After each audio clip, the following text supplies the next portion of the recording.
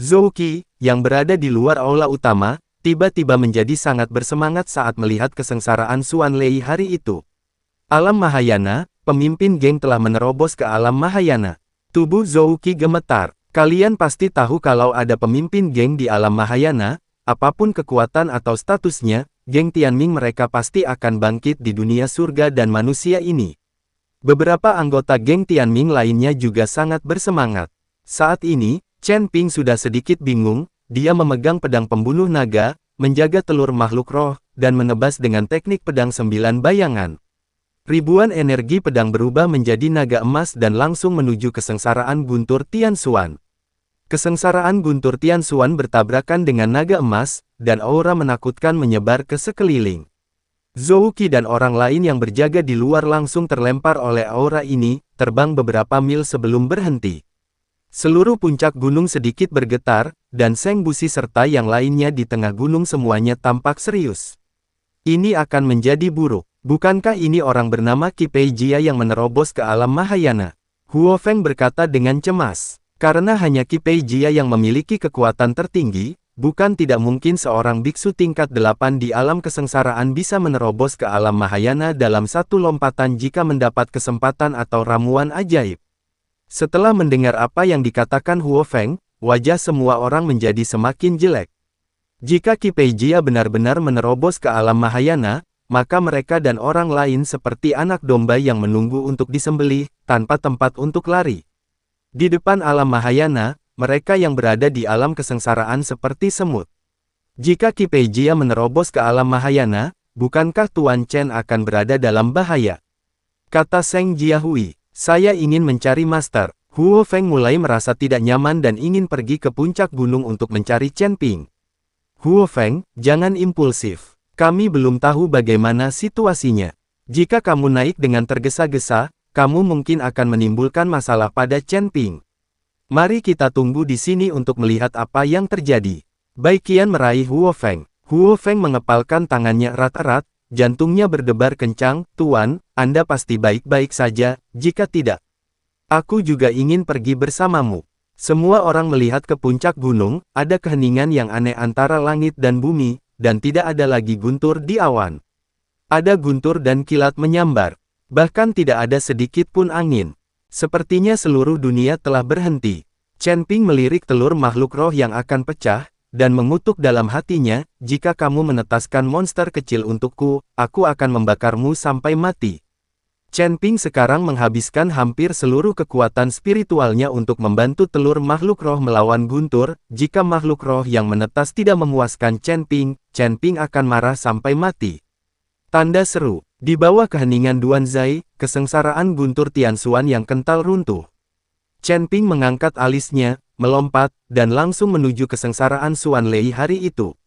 Chen Ping akan menggunakan tubuh abnormalnya untuk melawan kesengsaraan guntur Tian Xuan.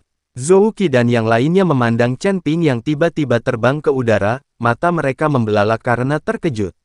Mereka belum pernah melihat seorang biksu berinisiatif menghadapi bencana petir. Bencana guntur yang mengerikan. Saat ini, suara Qi Pei Jia datang dari belakang Zhou Qi dan yang lainnya. Setelah mendengar ini, Zhou Qi segera menoleh ke belakang. Ketika dia melihat Qi Pei Jia, dia tertegun sejenak. Geng, pemimpin geng, kenapa kamu ada di sini? Zhou Qi bertanya tidak percaya. Qi Pei Jia mengerutkan kening dan berkata, mengapa saya tidak bisa berada di sini? Monster-monster itu tadi ternyata hanya ilusi, dan mereka hampir terjebak di dalam. Bagaimana kamu keluar? Kata-kata Qi Pei Jia membuat Zhou Qi dan yang lainnya bingung.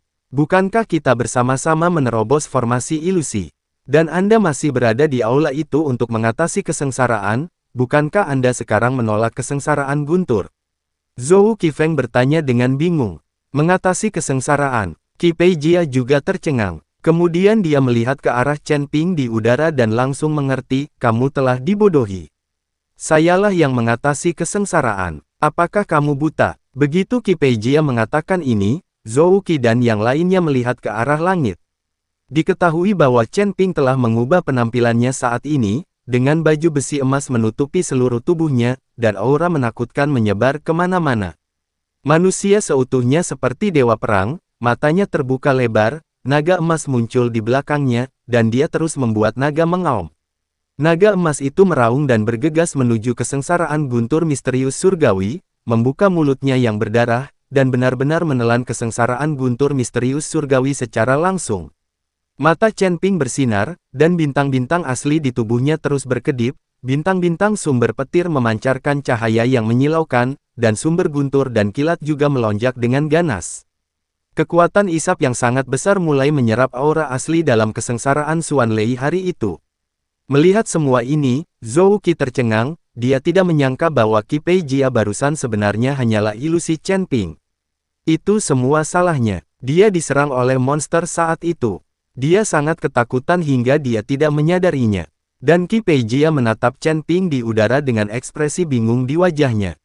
Bagaimana mungkin? Dia hanyalah biksu tingkat pertama di alam kesengsaraan. Bagaimana dia bisa memicu kesengsaraan guntur Tianxuan? Ini tidak mungkin. Rakyat, Xiao, petik 2. Apa yang sedang terjadi, siapa orang ini? Qi Pei Jia sedikit bingung. Sejak dia mengalami pertemuan tak terduga di Gua Menelan Iblis, dia selalu percaya bahwa dia adalah orang paling berbakat di Gunung Tianmo. Tapi sekarang setelah dia melihat Chen Ping, Qi Pei Jia menjadi sangat curiga. Kesengsaraan guntur Tianxuan disempurnakan dan diserap oleh Chen Ping, dan awan kesengsaraan guntur di langit perlahan menghilang. Saat awan kesengsaraan guntur menghilang, sinar cahaya berwarna-warni ditembakkan langsung ke awan dari aula. Kecemerlangan warna-warni bersinar di tubuh Chen Ping, membuat baju besi emas Chen Ping semakin mempesona. Chen Ping melihat ke bawah dan melihat bahwa kecemerlangan warna-warni memancar dari telur binatang roh. Tepatnya, telur binatang roh itu sudah tidak ada lagi, tapi dia malah menjadi makhluk kecil seukuran telapak tangan. Makhluk kecil itu berbentuk seperti singa, dengan sesuatu seperti tanduk di kepalanya, dan seluruh tubuhnya berbulu. Chen Ping perlahan jatuh dari udara, dan setelah mengambil nafas panjang, dia menatapnya dengan saksama, memandang si kecil di depanku. Binatang kilin kecil, lumayan. Chen Ping menoleh dengan hati-hati dan kemudian tertawa. Chen Ping mengulurkan tangan dan menyentuh binatang kecil kilin itu, tetapi begitu dia menyentuhnya, lelaki kecil itu menggigit jarinya, dan darah mengalir keluar. Sialan, aku tuanmu dan kamu menggigitku. Chen Ping dengan cepat menarik tangannya dan menatap binatang unicorn kecil itu. Binatang kecil kilin itu menjilat darah yang mengalir keluar dari Chen Ping, lalu meraung. Dengan tubuh sekecil itu, suara gemuruh bergema di seluruh gunung aura menakutkan hampir membuat Chen Ping jatuh ke tanah. Dan binatang kecil kilin itu mulai memancarkan cahaya keemasan, dan aura familiar mengalir ke arah Chen Ping. Bukankah ini nafasku? Chen Ping tertegun sejenak, dan kemudian dia tiba-tiba menyadari bahwa binatang kilin kecil yang baru saja menggigitnya sedang mencoba menelan darahnya untuk mengenali tuannya, sehingga binatang kilin kecil itu akan memiliki aura Chen Ping. Ah, maaf, aku salah menyalahkanmu, tapi tubuh kecilmu tidak bisa dijadikan tunggangan. Bagimu, aku hampir kehabisan tenaga, dan sekarang aku bahkan tidak punya kekuatan untuk berjalan. Chen Ping mengambil binatang unicorn kecil itu di tangannya dan berkata tanpa daya. Binatang kilin kecil itu benar-benar menjulurkan lidahnya ke arah Chen Ping, berbalik dan berlari kembali ke ring penyimpanan. Ketika Chen Ping melihat ini, dia hanya bisa tersenyum tak berdaya dan tidak mempedulikannya, dia tidak bisa membiarkan unicorn seukuran telapak tangan menggendongnya. Simpan saja untuk saat ini dan itu akan tumbuh seiring waktu. Saat saya memiliki tunggangan binatang spiritual, saya khawatir saya harus bertarung di dunia surga dan manusia. Tepat ketika Chen Ping sedang berpikir indah, nafas berbahaya datang. Qi Pei Jia berada di luar aula utama dan menyaksikan Chen Ping melawan kesengsaraan guntur misterius hari itu. Dia juga mendengar auman binatang buas dari dalam aula utama, yang membuat Qi Pei Jia curiga, jadi dia ingin menggunakan indera spiritualnya untuk menjelajahi aula utama, situasi. Chen Ping segera merasakan bahwa ini adalah aura Qi Pei Jia, dan seluruh tubuhnya menjadi gugup. Ketika dia lemah sekarang, meskipun dia telah menyerap asal mula guntur dan kilat dalam kesengsaraan guntur Tianxuan, tidak mungkin dia bisa mengikuti Qi Pei Jia untuk bertarung dengan kekuatan asal. Tripod perunggu. Tepat ketika Chen Ping sedikit bingung, dia tiba-tiba menemukan bahwa cairan abadi telah diserap. Awalnya ada cairan peri di dalam kuali perunggu, tapi sekarang telah diserap oleh telur makhluk roh, tapi kuali perunggu itu masih ada. Kuali tembaga yang dapat menyimpan cairan abadi pasti merupakan harta karun. Chen Ping berencana untuk memasuki kuali perunggu sendiri sehingga kesadaran Qi Peijia tidak dapat mendeteksinya. Ketika Chen Ping kembali, alasan mengapa Qi Peijia tidak langsung masuk mungkin karena dia dikejutkan oleh badai petir tadi dan auman binatang kilin tadi. Qi Peijia tidak mengetahui situasi di aula, jadi dia tidak berani terburu-buru masuk. Sekarang selama Chen Ping menyembunyikan dirinya sehingga Qi Peijia tidak dapat mendeteksinya, Qi Peijia tidak akan mengetahui situasi sebenarnya di aula dan tidak akan berani masuk. Mari kita menakuti Qi Peijia dulu. Chen Ping sedang memikirkan cara untuk melarikan diri. Tubuh Chen Ping melompat ke dalam kuali perunggu, sisa energi abadi di kuali perunggu menyelimuti Chen Ping, dan seberkas cahaya putih benar-benar terpancar dari kuali perunggu. Chen Ping melihat ke sepanjang cahaya putih dan menemukan ada kata-kata yang terukir di sekitar tripod perunggu.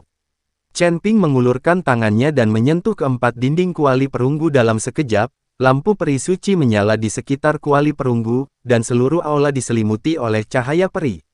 Ditambah dengan kabut peri yang mengelilingi aula utama saat ini sepertinya adalah istana Ling Qiao di dunia peri. Qi Peijia dan Zhou Qi langsung tercengang. Cahaya abadi bersinar dari tripod perunggu. Seluruh tubuh Chen Ping terbenam dalam cahaya peri, dan area sekitarnya berubah menjadi hamparan putih yang luas. Tidak ada bayangan tripod perunggu dimanapun. Tepat ketika Chen Ping bingung dan tidak tahu di mana dia berada, gelombang panas menyapu ke arahnya. Setelah gelombang panas, seorang lelaki tua yang seluruh tubuhnya terbakar api perlahan muncul. Di bawah api di sekujur tubuh lelaki tua itu ada jubah Tao berwarna merah cerah, yang sedikit menyilaukan. Siapa kamu? Chen Ping langsung meningkatkan kewaspadaannya. Orang tua itu tidak berbicara, tetapi melihat Chen Ping dari atas ke bawah.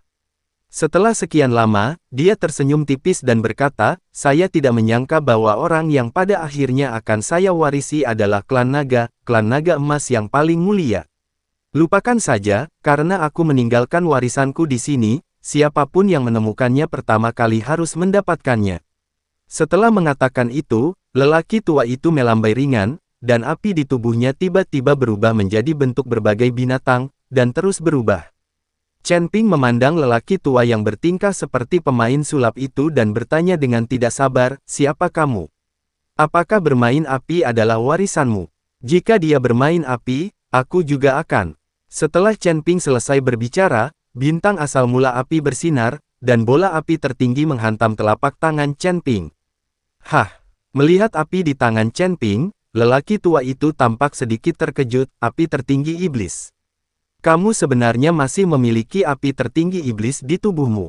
Sepertinya aku perlu memeriksanya. Orang tua itu melambaikan tangannya langsung ke arah Chen Ping, dan bola api mengelilingi Chen Ping. Api di tangan Chen Ping, seperti tikus yang melihat kucing, mulai melemah, dan akhirnya berada di tangan Chen Ping. Lagi sibuk apa? Chen Ping terkejut. Dia menemukan bahwa metode apapun yang dia coba, dia tidak dapat menghilangkan api di sekujur tubuhnya. Orang tua itu tidak berbicara, tetapi setelah beberapa saat, apinya perlahan padam.